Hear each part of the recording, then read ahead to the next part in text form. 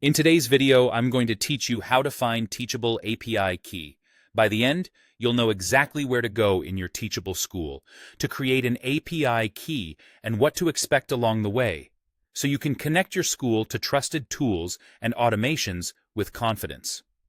Start by signing in to your Teachable school and opening your admin dashboard. It's important that you're logged in as the school owner. Only the owner role has access to API settings, so if you're using another role and you don't see the options I'm about to mention, that's why. Make sure you're on the correct school if you manage more than one, and confirm you're in the main admin area, not a course-level page. Next, look to the left-hand sidebar. Click Settings, then select the API section. This is the dedicated area where Teachable centralizes API controls.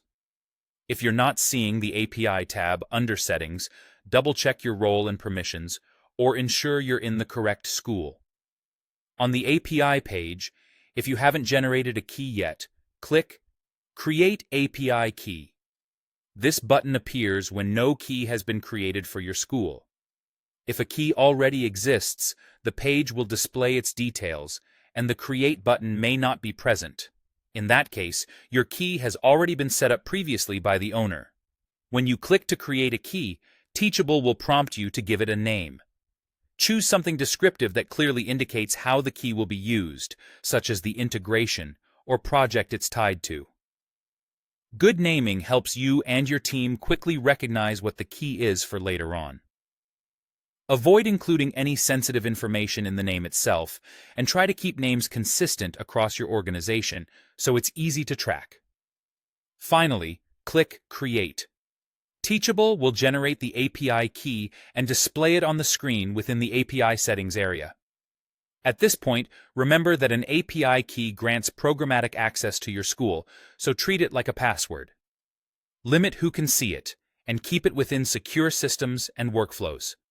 If your organization has policies for secrets management, follow them here as well.